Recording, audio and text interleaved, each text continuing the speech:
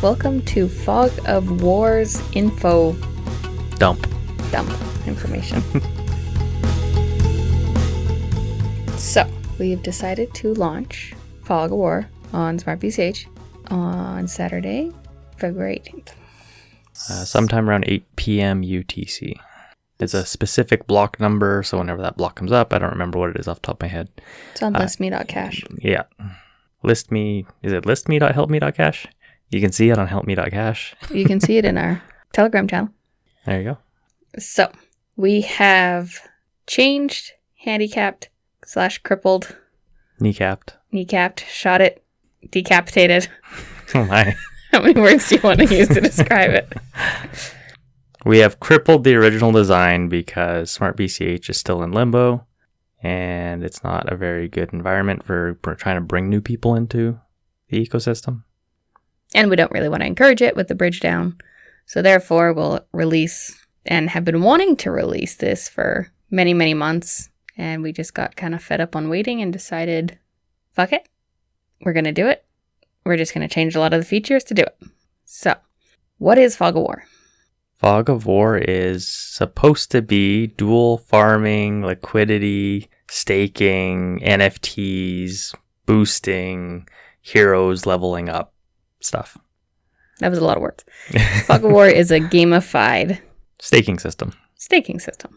Because the dexes, after we made a list of all the potential farms that had funds in it, and then started deep diving in addresses, and found out that most of the liquidity is concentrated in like 3 whales or people or addresses. So we decided going liquidity wasn't the greatest. If users aren't wanting to farm with their tokens, Fog's not going to make them want to farm with them, most likely. So we figured do single staking because that's where all of the users' funds basically are just sitting in their wallet. So this gives them... the ones that exist in smartBCH still. Yeah. So part of the problem is just that there's not many users on smartBCH right now. And that's not going to change until there's a secure bridge and a real peg back to BCH. Yeah, not just being a Binance sidechain or a... Which itself is having its own issues. As always. So, for Fog, we decided to remove the DEX part of it. So there's no dual farms right now. If and / when smartBCH gets a secure bridge and DEXs start being DEXy again, we will bring back that original functionality of LP farms and voting for LP tokens, dual farming, things like that. So all of that is still there. It's just not going to be enabled. So exactly. If tomorrow there was a token that's on a DEX that we wanted to add and have dual rewards, we can do it. Yeah. But we're just not setting it up for that because of the whole ecosystem right now. Yeah. Side note, though, when we seriously decided to go back to smartBCH, we did look at LawSwap because that's kind of the biggest. It is smartBCH. And especially for it's got the most active users, etc., etc. In terms of a DEX, it's probably one of the most healthy DEXs for reasons. Unfortunately, it doesn't work with Fog. Yeah. Because of the way they have the burning on the deposits and harvests and stuff. People just lose all their money in it if they use Fog. Because everybody harvesting would trigger that. Yeah, the way Fog does. Yeah, we're going technicals at this point. But yeah, basically, Fog doesn't work with LawSwap. Yeah. Maybe that'll change in the future if they decide to get rid of their burning. Yep. But as long as the burning is there, we can't use them. Can't use those pairs anyway. Yeah. To sidestep that, we're having just a law token farm. Staking. For staking. Pool. Yeah. We should call them pools instead of farms. Whichever. Okay. So Fog is going to be a single staking for now. So we'll have our permanent farms, which is like Law, BCH. Probably should have this written down. Fog. Some of us have a memory. And FlexUSD. And the arena is going to be GOC, cats, goblins. Come on. It'll come to me. I have to think where I am in my list. SetX. Okay. See the one you care about the most. So, besides that, it'll have the dungeon. Yeah, so the dungeons and chests will be all working fine. Yeah, that'll be as is, won't ever change, really. Well, who knows in the we future. may change in the future, but as we originally planned, the dungeons will be there. So you'll be able to stake for your fog to get items and or buy chests directly with fog to get items right away without having to wait for it, but it does burn the fog that way. It'll be a slow slog for getting items though because the token emission is going to be lower. So reduce block rewards. So fog was initially going to have 50 per 15 seconds, which, smartBCH is like 6.5 seconds per block. We were thinking multi-chain fog in the future, which is why we're doing the 50 per 15 just to keep it at that. All that aside, we are doing 4 fog per block on smartBCH. Why? It's basically 20% of the emission rate. Yep. So 20% of the max of 50 that I mentioned before. Not including bonuses. Not including bonuses. So basically fog will be running, but it's going to be only at 20% of its normal speed.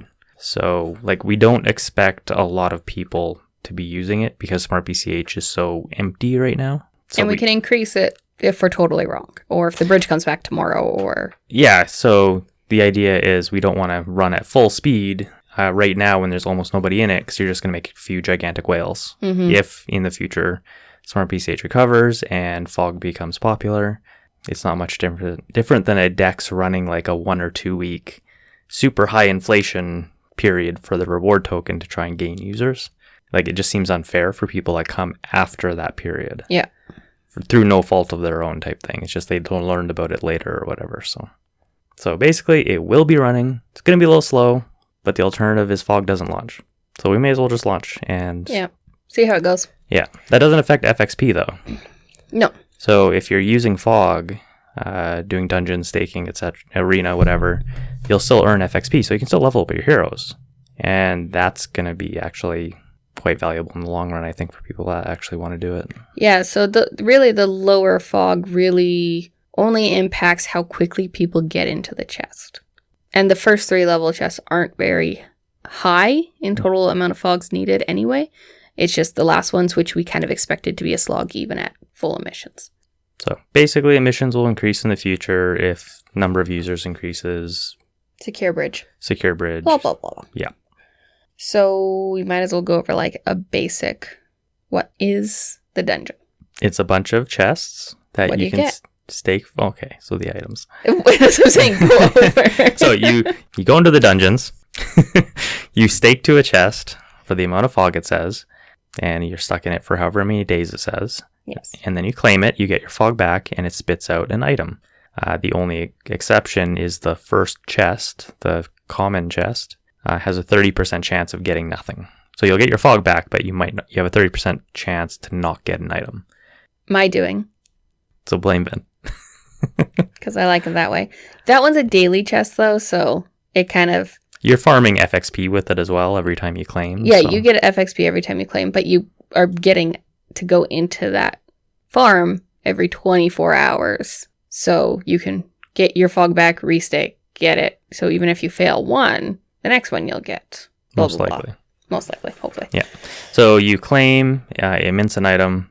So you can either get a sword or a weapon or an armor. So when you look on the Fog website, you'll see the little hero minotaur shadow icon and then a sword icon and a shield icon with little question marks on them. All of those you can put weapons, armors, and heroes in those slots. So that's what you use the items for. And the items give bonuses to lots of things. Lots of things. If you put a weapon on the dungeons, what does it do?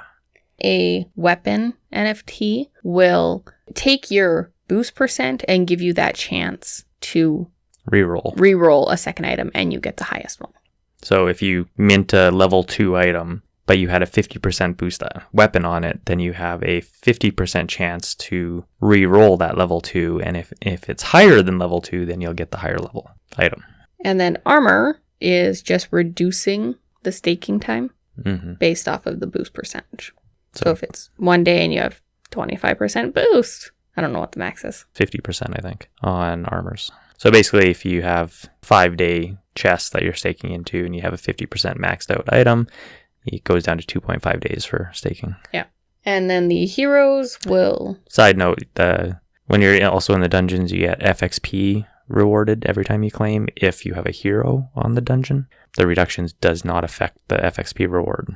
You'll still get 5 XP for 5 days staking, even though it's 2.5 days.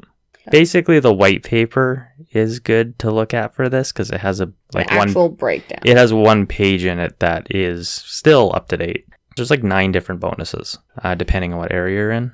I would probably just say look at that. You get heroes in the tavern. So, tell me about the tavern. Tavern is our minting page for our Minotaur NFTs. Kind of what you typically think of as an NFT. JPEG, Ordinal, No, I don't want to. Besides Minotaurs, there is actually every other project that we support on there as well. So in our case, it's going to be Cash Cats, Law Punks, Gambling Apes. Punk Apes. Oh, we got one in Reapers. there. Reapers and... Crypto Rats. So if you have one of those NFTs, you can actually... and you have to actually own the NFT. You can upgrade it and it'll become fogified. It'll be fog upgraded. So it'll actually have stats and stuff that show up in fog, and you can apply it to the farms and the arena and the dungeons. What's the difference between that F and that B at the top? That back and forth thing that goes... The toggle? The toggle. That's the word. So you can buy and or upgrade the heroes, or rather mint and upgrade the heroes with fog. You can also do it with BCH. So we were going to do a pre-sale to start with. Yes. We've scrapped that. Ecosystem is not healthy enough. And we don't know when the hell the ecosystem may recover. So we're just going to coast for a while. If people want to use BCH, great. If they want to use fog, great. Basically, the BCH is kind of like our pre-sale. Yeah. It's just kind of, it's not so the time limited. BCH gets sent to the Deb wallet. We use it to pay back development, fund future development, etc. Do things. The fog payment burns the fog. The other difference, one's called Elite, paid by BCH. So if anybody's familiar with the pre-sale stuff we did before, that's the same. To go over it quickly, if you pay BCH, you get an elite hero, is what we're calling it. So it starts at level 5 instead of level 1. So you get a slight benefit in boosting because the hero gets a 5% boost then instead of 1% boost, and you don't have to level it up right away. And then it also has a max level of 25 instead of 20, which is what the regular fog heroes are. So the boosting will affect your fog rewards, basically, and how much you earn. That's the big thing about it. Well, check the white paper because heroes also have many different bonuses for their boosts, and some of them are like, you can get better items from the dungeon, for example. So it does have that nice bonus. So the level difference, just to clarify this, the elite heroes start at level 5, but they still have to earn all of the FXP to level them up before they'll get to level 6. So if you buy a level 1 hero, a normal hero, and you buy an elite hero, which is level 5, you level the same. That means that by the time the normal hero gets to level 6 is the same time the elite will get to level 6. So if you think about it like a video game, the person that starts at level 1 has 0 XP, and they need to get to, 600 XP to get to level 6. The elite hero, in our case, starts at level 5, but he still has 0 XP. He has to also get up to 600 XP to get to level 6. So you're getting an initial boost, but you still have to earn all the experience.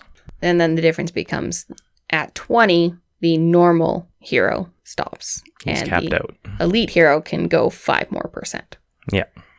So you can do either Minotaurs or any of the other 6 NFTs we added as elites or normal.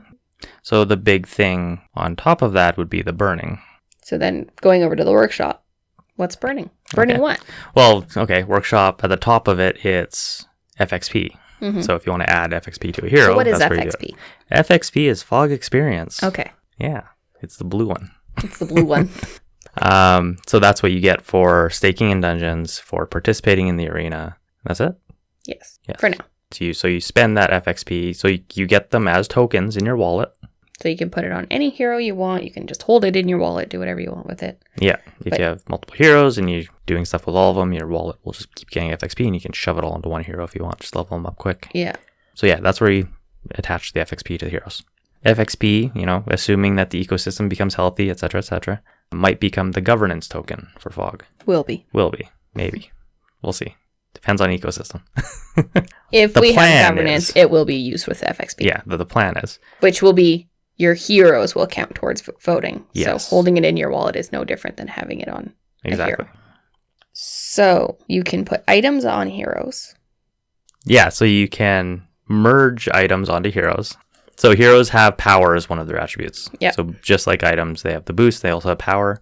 Power is for arena voting. That has a very large impact on which farms win in the arena every week. So to boost up your hero and give him more power so he has more say, essentially, in the arena, you burn items onto him. And when you look at items, they have a little power stat. They'll say something like, 5 to 12. If you put that item on a hero, it'll burn the item and it'll add a random amount of power between 5 and 12 in that case onto the hero. And you can do multiple items onto one hero.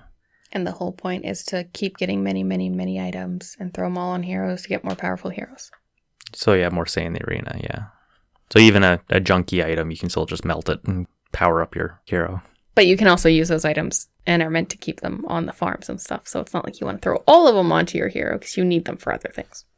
So what happens to move on? You get that? You got that? Yeah, I was just going to say the item merging thing is a little janky when you're doing multiple items. It works, but it's... You got to click one, confirm. Yeah. Then open it again, click another, confirm. Yeah, I'll get it fixed later. All right. So you got that? Mm-hmm. You get that? Yeah. You're good? I'm good. Anything else? Probably. Okay. What happens when you combine a hero and an elite hero? If you combine a normal hero and a normal hero, just sort of simple. Oh, okay. I didn't know you could do that. Really? Why would you do that? Just Why kidding. not? I did know that. It's just not as fun. Maybe you don't want them anymore. That's true. So if you combine two normal heroes, it'll burn the one hero, and then all the FXP it had and the power it had, asterisk, because exceptions, it'll get transferred over to the other hero. So it'll make him stronger, basically. And you get to pick which ones JPEG you want to keep, basically. Yes. Yeah. Don't put the hero you want to keep in the fiery burn window. Yeah, because that's going bye-byes. And just to clarify, that goes for other NFT projects. So if you have a Lawpunk and you burn it through fog, congratulations. You have actually burned that Lawpunk. Yeah. So don't do that. Unless you really, really want to. So if you burn a normal and elites... Basic concept is your elite goes to the other one. Yeah, the elite status doesn't go away unless you're burning that elite and it's going on to another. That's a different case. So on an elite and a normal, the either elite stays elite or the normal becomes an elite, depending on which one you're keeping and which one you're burning. Yeah. But either way, you don't lose the elite status. Mm-hmm. Gaining same difference from the normals. You gain those powers and stuff. If you do a elite and an elite, you get a 1% increase to your boost. Max boost. Max boost. A normal hero is 20, an elite is 25. Two elites together is now 26. If you add another elite, you're 27. Another 28, blah, blah, blah, on it goes. So just go extreme. If you bought 11 elite heroes suddenly, you'd have 11 heroes that have all 25 max level, or max boost, sorry. Technically, you can keep leveling up as much as you want. So they all have 25% max boost. They can never go higher than that. But if you take 10 of those elites and you burn all of them onto one of the last one, you'd be left with one elite hero and that's it. But his max boost would be 35%. So if you look at the white paper and check the bonuses that heroes have, if that hero gets pumped up enough, it can have some pretty big impacts on like item generation and what the maximum bonuses Meaning you're going are. to get the good stuff. Yeah, there's not really a limit to it. It can keep going, but you still have to you got to work for it. Yeah, so you have to level up by adding FXP, and that increases. I think it's like the first one's 2. I think it's like 4 FXP extra per level. Yeah. On top of the last one. So if your first one's 2, your next one is 6. And then your 10, next one and is then 14. So on and on. So you have to reach those levels to get the boost. So once your normal hero hits level 20, you get 20% boost, and it stops. But you keep leveling, which also increases your power on your hero. Mm-hmm. So you get every time you level, you get a power increase and a percent boost till its maximum. Your power increase doesn't have a maximum. But then the elites, your percentage boost keeps going up, which impacts everything else. Hero merging, you can do items onto them as well. Yeah, so if you're merging 2 heroes, You can do an item and a armor, or a weapon and an armor rather, and it takes their luck attribute, and basically the higher the better. It'll burn those items, and the luck will transfer more of the hero's power that's being burned to the one you're keeping. So, to move into arena, what do? So the arena is basically where you put tokens in, and they fight to the death every week, and the winners emerge victorious with a 1-week fog farm. It's very bloody. That was a very epic description compared to everything else in this podcast. So really, we designed the arena because we liked how MissSwap had anybody can get a farm. We just didn't like the way Wash Trading controlled that. So, and that it was a manual process for the algorithm. So with the arena, you have to buy a ticket for the contender, or someone has to. Yeah, the contender being the token that's in the arena. Yeah. Be it a single token, which LP, which they all are right now, or an LP token. So in the future, if it's actual DEX pair, then it could be in there as well. And getting dual farms in that as well. Yeah. So if you buy a ticket for that, it burns the fog. Then you buy a ticket for yourself, it burns the fog. Then you can take your hero, your weapon, and your armor NFTs and use those and your fog. Always fog. Always fog. To vote on which token you want to win. And you just do that by attaching them to the little circle area for it, representing that token. And then you hit the commit button. But don't hit commit until you're ready, because you can't add NFTs after you've hit that commit button. Yes. It'll switch to a little black and yellow lock symbol. You've locked it, you've loaded it. Now you gotta wait. Yep. You can add more fog after you commit, though. Yes. Each of those have different weightings. Power, total NFTs, total heroes, and fog all determine which one wins in a calculation. Which, again, is in the white paper. Yes. That hasn't changed. Heroes are the most important. Hero is the most important. The hero power is the most important. And that's all heroes. Yeah. So it adds them all together. Yeah. The number of heroes is also important. Not as much as the power, but it's included in, it's basically 3 of the calculations. In the arena, you attach a hero. It gives FXP. The longer you attach it, the more you get, to a maximum of 7 FXP for the 7-day arena voting session. So just to jump in, a round is basically 7 days. It's 100,000 blocks. Yeah, so if you attach a hero, as soon as it starts, you will get 7 FXP at the end of it. If you do it for a Roughly. day, you would get 1. Yeah. If you do it for half a day, you get 0.5. In other words, it's a static amount. It'll always be the same. Basically, the longer you have them on the farm committed, the better. You can also attach it to every single contender, gaining FXP on every single one, as long as a hero is on it. Yeah, so if you don't care about a token in the arena, you can still attach a hero to it, and just that, because you don't want to vote too much for them, but you still want to farm FXP. To get the reward chest, you have to add fog. Right, so when the arena finishes, if you've committed to a contender and they lose, you get a common chest, which is the first chest. Mm-hmm. The one that has a 30% chance to fail. So you'll automatically mint that when you claim. If you have attached fog for at least 2 days. Yeah, and I can't remember, but I think it was like 200 fog. Something like that. And if your contender wins, you get a level 2 chest. I think so. So the rare chest. The rare chest. And then there is the end arena button, which is the big thing about the arena. So when the arena ends, so the top of the page, you see the countdown happening. Once the countdown finishes, it'll switch to a little glowing end arena button. Anybody can click that, even if you're not using fog at all. If you're just a random smartBCH person, has no fog, no interest, you can still click this button and pay for the transaction. And it'll end the arena, swap out the current farms for whoever won the arena, and it'll also give you a level 6 chest item, which is the best chest. And the reason is because you're paying the gas. And it's not the cheapest transaction. Yeah, I think during the testing with the 4 arena contenders, it was like 40 cents. 28 to 40, somewhere in there. So, and that could get more expensive over time if the arena grows. After the week is over, your farms get booted up to the farming tab. They'll show in red. And then any contenders that have a ticket will be entered. You can't win a farm for the next week. It has to be different contenders. So, as an example, if Cats wins an arena farm, it is now showing up on the farming page with a red border. But Cats will not be in that new arena round because it's farming. It can't be in both. Giving a chance for the next one to win. Yeah. So if Cats was the winner for the round and there's only one winner, it will not win the next round because it can't be in it. So a new token will go in. So next one, SidX wins. And then when it starts, Cats can now be in the contender list again. As long as somebody bought a ticket for it. Yeah. On the farming page, you will have green, which are permanent farms. Those will be there until we change them out. Those ones get the highest amount of fog missions sent to them. You attach your heroes and your items to it. We will change out the farms and stuff. We will give notice, like a week, 2 weeks, something. We'll figure it out. Oh, lockup. Oh, yeah. I guess there is lockup. There's a lot of things. That was like one of the first things I did so long ago.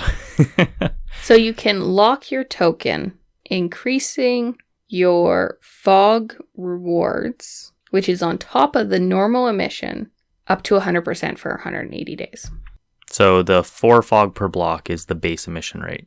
If we say that you were the only person in all of fog in the farm that had all the emissions, or you're getting the full 4 per block, if you could also lock up your token for 180 days, which will give you 100% more. So now you're earning 8 per block.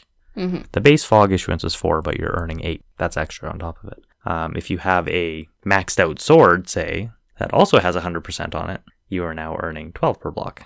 So just to throw the numbers up now there if you had an a hero onto it. Now if you had a hero on top of it, now you're earning like a little more. 14 or something, depending on the hero. And if you had a shield, your lockdown percent is less. Your cooldown, sorry. Lockdown percent. Yeah. Cooldown percent. So instead of having to lock up for 180 days, if you had a maxed out one, which is 50%, I believe, you'd only have to lock up for 90 days, but you get the full 180-day benefit. And to learn more about that, white paper. Anything else? We're not audited. Nope, no audit. We can't afford no audit. So why smartBCH? You tell me. I tell you. Well, we were going to do smartBCH, and then it imploded. And we'd been working on Fog for like 4 months by then. And we were gearing up to get ready, but we also kept feature creeping.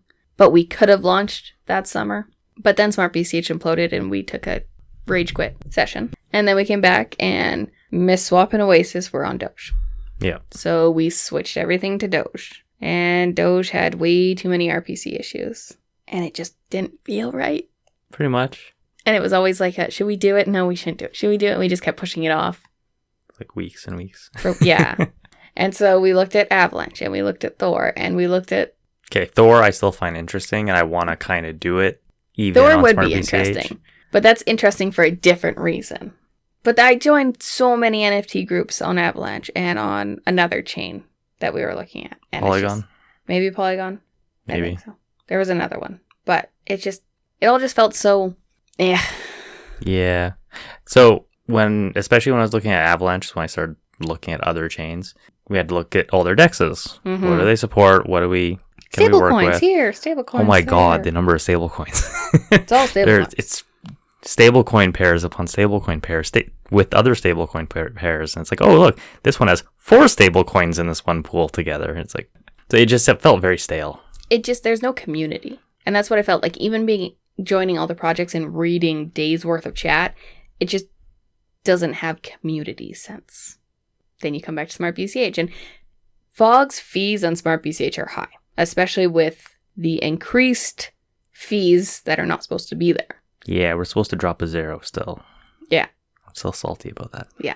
So I will say Doge is cheaper than smartBCH. Yes. But RPC issues. And a bit of toxicness. I mean, smartBCH has its own toxicness, but... Oh, yep. Everywhere does, but... I personally have ignored most crypto chats for years and years and years. I'll browse and stuff, but I never got involved. And then smartBCH started, and I dived headfirst and spent all day, every day. And modding for free, as you do. Yeah, he was happy because, I jumped into his hobby, but so smartBCH just felt better. So that's why we're launching on smartBCH. Nope. I mean, we'd probably make a shit ton more money. We would. And we're not saying that we won't go to other chains still, but our first choice is kind of always been smartBCH, and that's what we designed Fog for, was smartBCH. Yeah. That said, there are a bunch of other reasons why we are doing it that are more personal that we won't really go into. But it's a kind of a case of we just want it out. He's a BCH maxi. A little bit. It's hard to argue with what works, you know. I mean, smartBCH isn't BCH technically, so. No. But if we can get Fog working on cash tokens somehow, we would definitely look at that. So that's basically what it boils down to, is I just want Fog out. Mm-hmm. I don't want to have to learn other ecosystems and how they're different. I converted Fog to Avalanche because I had to get rid of all the block number stuff and put timestamps in. Because when you first learn about this, and I'm new to Solidity and coding and stuff in general a little bit. Everything you learn is like, oh yeah, don't use timestamps for Solidity. You'll get screwed. I'm pretty sure you started with timestamps and Jay said something specifically about don't use timestamps. Yeah, which I already knew because, again, well, I guess we never mentioned it in this, but Fog of War is a fork of Zookeeper. And they use timestamps in it. Everything was timestamps. So that's what it all was based off of at first. I converted half of it to block number while I was going through it. And then, yeah, Jay mentioned it because there's some timestamp stuff in it still. And it's like, oh yeah, it's still there. It's like, oh, definitely don't use timestamps because of XYZ. So it all got converted to block number. Great. smartBCH implodes. What do? Let's look at Avalanche. Okay, we're more serious about Avalanche. So let's see how this is going to go. Oh, they do not use block number. You have to use timestamps. So it all got converted back to timestamps. And then we're like, hey, we don't like Avalanche. It all got converted back to block number. That's my little rant. Devs can't make up their mind. Can't devs do something? Jeez. No, you guys can't. The elites will probably remove the function for having that. If/when smartBCH is secure, we'll kind of assess then and see how it goes. So we have the ability to turn the elites off and on. Mm-hmm. The plan is to turn them off at some point. Maybe we turn them on after that at some point. I mean, if FXP governance is out and they overwhelmingly want elite heroes back. Anyways, that's a future thing. That's so far in the future. Don't future creep. The other thing is all of the external NFTs, only half of their total value can be minted as Fog heroes. There's too much shit in Fog, and there's a lot of pieces. So it's we could have a 2-hour podcast going over each and every bit. Which we did. Which we did for Doge. Yeah. And then we took it down. I mean, so technically people could still listen to that if they were interested. They could, yeah. It's just going to have Doge. It's all relevant still, except all the pre-sale stuff's obviously scrapped. Exactly. And the Doge Dex and LP. The specific stuff for their ecosystem. But everything else is still the same. It's a little complicated to just verbally tell you everything instead of being able to... It's a little dense. Yeah, it's nice to sit down and just see each chunk and how it interacts. So we'll finish the white paper information and take out some old information and post that in the Telegram and on the website. It's called the what paper, not the white paper, but... Oh, right. So the Fog of War website is basic but functional to a degree. I mean, it's not really basic. Kind of, I think it's pretty. I think it looks okay. It's the mobile experience is good enough, at least from my testing for what I have. There's a lot of stuff I want to add to it, and in my opinion, it's pretty far off still from what I wanted it to be. Yeah. Especially with just things like stats for what exists and all this other information that we can pull from the contracts, but yeah, there's still a lot of things we want to add and do. Basically, it comes down to we can't devote as much time to it anymore. Yeah. Unless things change. So we will hope for smartBCH recovery. That's kind of what it boils down to. So let's talk hypothetical then. Okay. Chill out time. smartBCH gets back on its feet. It gets a secure bridge. Everything's groovy. We go back. And our priority first would be switching it to Dex LPs so we can turn on the dual farm reward stuff, assuming there's good Dex options. Yes. And then we have a idea bin. Which is on the main page of the site. Which one of them is integrating with Thorchain somehow. figuring all that out, doing that. Mm-hmm. The big one. I want to do a game. So game-wise, it'd be like a PvE while incorporating the fog ecosystem, the heroes, the NFTs, the token. And we've talked a lot about it. So basically, it's like a living world online. And it's multiplayer in the sense that it's blockchain integrated. Mm-hmm. Almost like a basic MMO slightly, but it's not an MMO. But everybody's in the same world. Mm-hmm. And you're moving your heroes around on the map. But everything's based off block time. And yeah, so it's like there's been definite games like that in the past where it's like, oh, you have your town, and if you want to go to another town, it takes X amount of turns, hours, minutes, whatever to get there. Armies move around the map, etc., etc. Like that, city building elements, land territory buying, ownership upgrading, NFTs, yeah. Exploration of the map, kind of where it's like everybody's on the same team and you're against the world and the world pushes back. The game could end because the players push too hard. Yeah. And the world doesn't like that type thing. So, and if it does end, then it just makes a new world. Mm-hmm. And it starts again. So it almost have like a little element of a roguelike, roguelikeness to it. It's a style of games where, you know, push your luck elements, and then if you die, you have to start it again from the beginning. But a lot of roguelikes will have, you know, a bit of a history for it. So if you get, you know, you might get some extra points to put into upgrades so that maybe you can get a little further the next time because you've upgraded your stamina now or something because you got so far in the last round.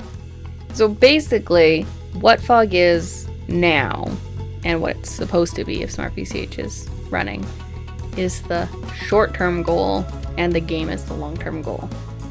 I think we're done. I think so we're too. Just rambling. Check our Telegram if you have any questions, our website, fogawar.quest.